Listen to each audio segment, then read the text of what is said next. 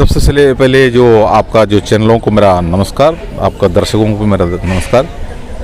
MSP जो है सेना में पहले बार आया था 6th CPC में, मिलिट्री सर्विस पे बोलता है उसको, जो उसी को मतलब एक जोखिम बता माना जाता है। इक्वल अलाउंस होता है वो, मतलब हर रैंक के लिए एक ही बराबर होता है, उसका रूलिंग ही वही है। लेकिन वो हमारे पास जो लेकर आते टेम्पर, हमारे अफसरों का रिकमेंड में भी लाए थे, लेकिन अफसरों ने उसी के ऊपर भी वो हिंदुस्तान का जो तरीका बनाया, जो अफसरों के लिए सबसे बड़ा रेट और जो जेसीओ जवान के लिए दूसरा रेट, क्योंकि ये बिल्कुल अन्याय है, ऐसा नहीं करना चाहिए था।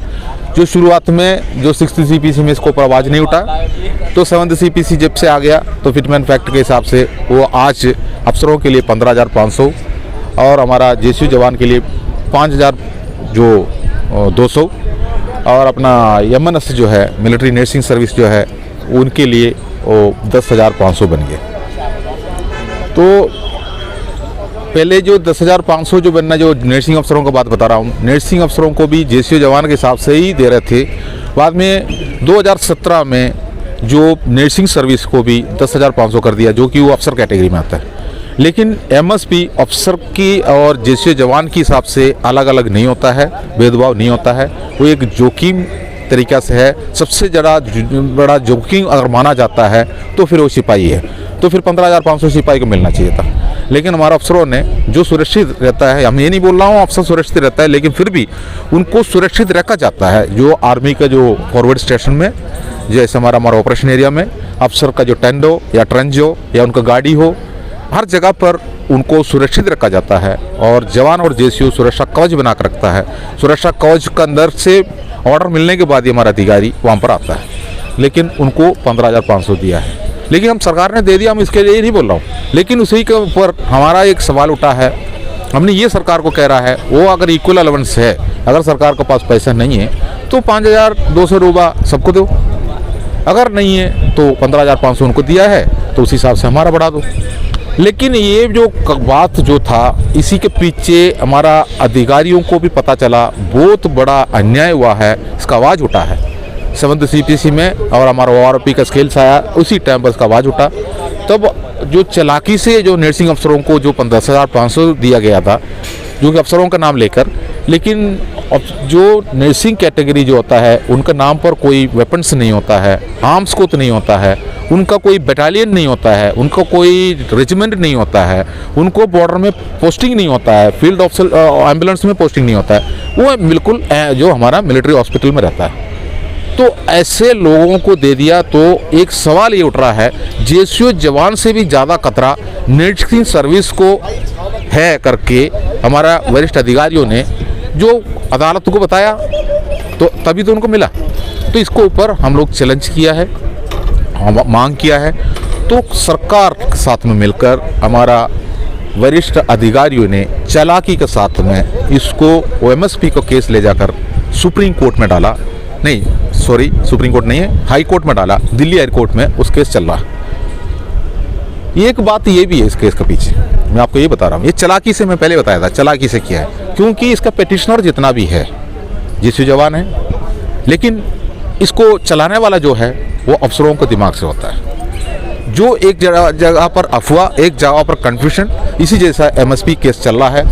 आज उसका तारीख भी है, जो हर महीने इसका तारीख आता है। 2016 से केस शुरू हुआ है, तभी से लेकर इसको ऊपर तारीख पे तारीख बन के जा रहा है। और एक एक तारीख के समय पर हमारा जो वकील जो इसको लड़ता है वो बोलता है, जज साहब जो लंच के बाद फिर आया नहीं है, जज साहब लंच के बाद चर्चा के लिए गया, आज डिवीजन बेंच नहीं बैठा है, कहीं ना कोई ना कोई बात बोलता है, तो लंच के बाद तो हमारा केस लंच के बाद ही जाता है। तो ये केस कभी भी हियरिंग में नहीं आ रहा है, अभी तक उनका सुनवाई ठीक से हुआ नहीं है। आज उसको डेट दे रखा है। हमको पता है ORP जो हमारा MSP हमको ना देने के लिए केस जो अपना हाई कोर्ट में डाला है, 8 साल हो गया अभी। ये 8 साल ये केस चलाने वाला कौन है, ये भी मैं आपको बता रहा हूँ। ये केस के लिए एक नया पैसा पूर्व सैनिकों का खर्चा नहीं है। अगर आपको बताओ, कोर्ट में अगर केस लड़ता है तो उसके लिए पैसा खर्चा होता है, वो पैसा पूर्व सैनिकों का एक भी नया पैसा नहीं है इसमें। जो कि उसका वकील जितना भी है, हाई कोर्ट और सुप्रीम कोर्ट का जो वकील है, वो हमारा पूर्व सैनिक वकील है, जो एडीसी बोलता है उनको, हमारा दल से ही जो पूर्व सैनिक वकील जो मालूम उन्होंने वकालत पढ़ लेता है, LLB पढ़ लेता है हमारा पूर्व सैनिक बाहर आने के बाद, तो उनको वो किसी कचहरी के सामने बैठ के जो मक्खी मारने वाला काम तो नहीं करेंगे। सेना में नौकरी किया है तो सेना का नौकरी उसके अंदर दिखाता है, हम इतना साल नौकरी किया है, 24 साल नौकरी किया है, 26 साल नौकरी किया, हम LLB है, तो उसको सरकारी वकील बनना है। सरकारी वकील बनना है तो हाई कोर्ट का वकील बने या सुप्रीम कोर्ट का वकील बने, उसके लिए एक ही तरीका है, सरकार का वफादार बने। तो ये जो केस हमारा चला रहा है, हमारा पूर्व सैनिक वकील ये तारीखों पर तारीख लेकर आ रहा है, वो कभी भी सरकार का खिलाफ एक लिप्स नहीं बोलेंगे, जो कि सरकार जो भी इशारा देता है उस हिसाब से तारीख लेकर आएंगे। इसलिए 8 साल से ये केस आगे बढ़ के जा रहा है। और पूर्व सैनिक वो वकील ने क्या करेंगे, उस जगह पर खड़े हो जाएंगे। फिर उसके बाद आप देखो एक बल्ले बल्ले एक हमारा यूट्यूबर है, वो बल्ले बल्ले यूट्यूबर वकील के साथ में खड़े हो जाएंगे। अब जज साहब को ये हो गया था, जज साहब को हो गया, अगला डेट में ये पूरा होने वाला है, उनका व्यूज़ बढ़ रहा है और लाखों व्यूज़ में हाई मान रहा है, वो अपना फ़ायदा उठा के जा रहा है। लेकिन पूर्व सैनिकों को 8 साल से MSP का जो भी एक भी उसके लिए कुछ भी मतलब उसके ऊपर कोई भी एक सही निर्णय नहीं आया है। अगर मान लो आज का दिन MSP का केस कोर्ट में चल रहा है, आज भी चल रहा है, आज अगर मान लो जज साहब ने उसके ऊपर कोई ना कोई डेट ही तो डालेंगे, जो कि अभी तक हियरिंग ठीक से हुआ ही नहीं, तारीख के ऊपर तारीख आया है। तो मान लो आज अगर उसी के ऊपर सरकार को अगर फटकार लगा के 15,500 रुपये जो बराबर है बराबर कहा के सबको दे दो करके अगर मतलब बता दे, अगर नहीं तो सरकार से उनका जो मांग करे, कुछ भी करो, ये जो अगर मान लो हमारा फेवर का निर्णय भी अभी हो गया तो भी MSP के नाम पर एक नया पैसा हमें नहीं मिलेंगे। सबसे पहले MSP सेना का जवान को बढ़ना है, तब जाके पूर्व सैनिकों को बढ़ेंगे। सेना का जवान को जितना मिलता है उसका आधा उसी रैंक वाला को बाहर आने के बाद मिलता है, यानी 15,500 रुपये अफसरों को जो मिल रहा है उसका 7,750 रुपये उसका पेंशनर अफसरों को भी मिलता है। ये है उसका उसूल। अगर जो 5,200 रुपये सैनिकों को मिल रहा है, जो सिपाही से लेकर जो सूबेदार मेजर तक, अगर उसका रिटायरमेंट होता है तो 2,600 रुपये जो सैनिकों को भी मिलेंगे। ये है उसका। तो सबसे पहले सेना का जवान को बढ़ना है। तो इसका फैसला अगर मान लो खुदा ना खास्ता आज का दिन अगर कर लेता है तो सरकार का पास सुप्रीम कोर्ट भी पड़ा है, क्योंकि बहुत बड़ा एक आर्थिक स्थिति है इसके पीछे, तो वो सुप्रीम कोर्ट में चले जाएंगे। अभी तो 8 साल हो गया, सुप्रीम कोर्ट में भी जाके जो उसका केस आगे भी जाएंगे 10 साल, और सरकार जो आचार संहिता भी लागू हो जाएंगे, उसके बाद दूसरा सरकार भी आ जाएंगे। जो भी होना है, जो MSP के नाम पर हमारा साथ में बहुत बड़ा अन्याय किया है, इस अन्याय के जिम्मेदार हमारा वरिष्ठ पूर्व सैनिक अधिकारी थे, जो कि पे कमीशन के अंदर जो रेकमेंड लेके जाता है उसका रिकमेंडेशन में हमारा अफसरी दखलंदाज करता है, हमारा JSU जवान उस पर अंदर रहता नहीं है। तो ऐसे में सरकार का पास 15,500 हमें दे दो, 10,500 हमारा नर्सिंग सर्विस को दे दो, 5,200 रुपये हमारा JSU जवान को दे दो करके हमारा वरिष्ठ अधिकारियों ने वहाँ पर पे कमीशन में रिकमेंड किया है। उसका वजह से हमारा ये भेदभाव का पटल यहाँ पर आया हुआ है। इस हमने MSP का मांग भी हमने किया है, जंतर मंतर का ये आवाज़ भी उठा हुआ है। जो हमारा वरिष्ठ अधिकारियों ने इसके ऊपर बहुत बड़ा टिप्पणियाँ दिया इसके बाद, जैसे हमने यहाँ बैठने के बाद जो तमिलनाडु में एक कर्नल अरशू साहब बैठा हुआ है, वो बोलता है जोखिम सबका एक ही बराबर होता है, जैसे मैंने ये बोला है, तो फिर उनको क्यों कम दिया गया है? जो सर्विस हेडक्वार्टर ने उसका साथ में अन्याय किया, कोई सर्विस हेडक्वार्टर कोई अन्याय नहीं किया है। जो सर्विस हेडक्वार्टर वो कोई भी हो, यही अधिकारी होता है, उसके अंदर गुमराह करता है सरकार का सामने पूर्व सैनिकों को, क्योंकि इलेक्शन आ रहा है तो पूर्व सैनिक जो बोला पूर्व सैनिक जो बैठा है 75 साल से हमको बेवकूफ़ बना कर रखा है और हम इतने जागरूक है ही नहीं है। अब जो जंतर मंतर पर बैठने के बाद 1 साल के अंदर JSU जवान और देश पे और राज्य में जागरूक हो गया, तो हमारा अफसरों का थोड़ा हवा निकल गया, तब जाके थोड़ा सा टिप्पणियां दे रहा है। लेकिन MSP से हमें कोई भी फ़ायदा अभी तक नहीं मिला है। आने वाला टाइम पर उसका फ़ायदा मिलेंगे या नहीं, उसके बारे में हम इंतज़ार कर रहा है। जो कि सुप्रीम कोर्ट भी बाहर उस तरफ है, जो सुप्रीम कोर्ट का दरवाजा में हम भी जाना पड़ेगा, वो भी जाना पड़ेगा, चाहे कुछ भी हो। ये डिले है, डिले प्रोसेस में इसको लेके गया है, कोई भी फ़ायदा नहीं इसके ऊपर। सर मैं ये कह रहा हूँ 20 फरवरी को आपको बैठे हुए 1 साल हो जाएंगे, तो उस दिन कोई घोषणा है, उस दिन कोई धरना प्रदर्शन बड़ी कॉल है JSU जवान या पूर्व सैनिक जो है जंतर मंतर पर पहुंचने का? देखो ये तो बहुत अच्छे सवाल आपने पूछा है।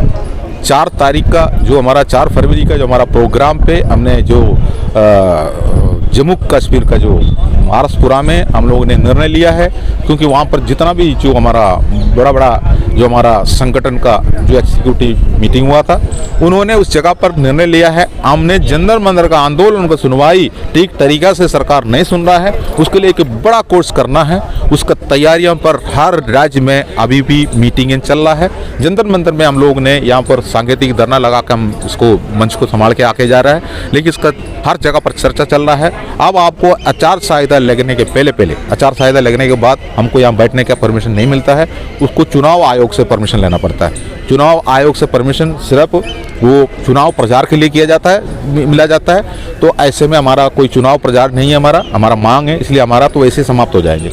उसके पहले हमारा एक बड़ा एक रैली होंगे, उसका जगह कहाँ पर होंगे इसका निर्णय अभी नहीं लिया है। आने वाला टाइम पर इसका भी घोषणा जल्दी से जल्दी होने वाला है, जो कि हम ऐसे नहीं छोड़ेंगे। ऑल इंडिया लेवल पर पूर्व सैनिक जंतर मंतर पर आएंगे और हम सरकार को हमारा आखिरी हमारा ताकत सरकार को दिखाएंगे।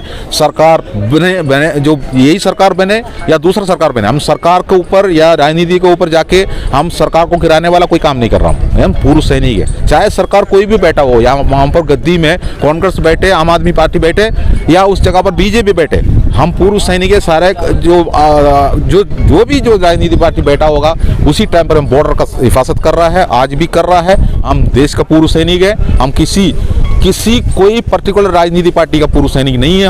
हम देश का पूर्व सैनिक है। अब देश के पूर्व सैनिकों को क्या देना है क्या नहीं देना है निर्णय लेना है सरकार का हाथ में है।